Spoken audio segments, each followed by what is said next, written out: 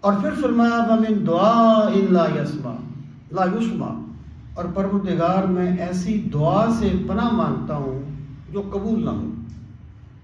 یعنی اگر ایک بندہ دعا مانگتا ہے اور وہ قبول نہیں ہوتی تو اس کا مطلب یہ ہے کہ وہ دل سے مانگ نہیں رہا، تو ایک فارمیلٹی کر رہا ہے، ایک رسم کر رہا ہے۔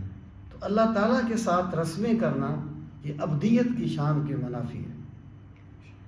وہ کہتے ہیں نا حجاج بن یوسف نے ایک بندے کو دیکھا نابینا تھا، تو حجاج نے اس مسجد کے دروازے پر بھیک مانگ رہا تھا۔ حجاج نے کہا کہ میں نماز پڑھنے جا رہا ہوں، تیرے پاس آدھا گھنٹہ ہے، تیری آنکھیں ٹھیک ہونی چاہیے میری واپسی تک، ورنہ میں تیرا سر اڑا دوں گا۔ اب حجاج وہ سر اڑانے میں تو دیر نہیں لگاتا تھا۔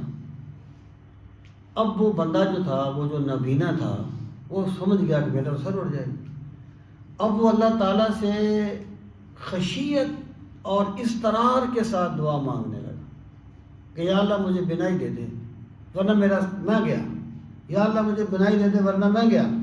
تو آدھے گھنٹے سے پہلے اس کی آنکھیں ٹھیک ہو گئی۔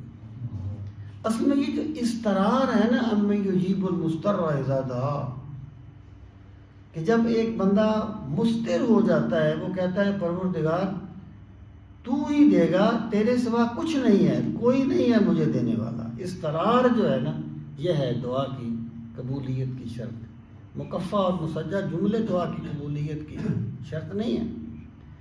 دعا کی قبولیت کی شرط اپنے آپ کو بے بس کر دینا ہے اللہ کی بارگاہ میں۔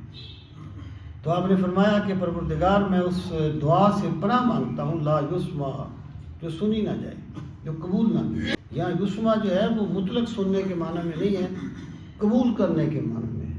جیسے آپ کہتے ہیں کہ میں نے اسے 100 مرتبہ کہا، وہ میری سنتا ہی نہیں۔ سنتا نہیں سے کیا مراد ہے؟ میری مانتا نہیں۔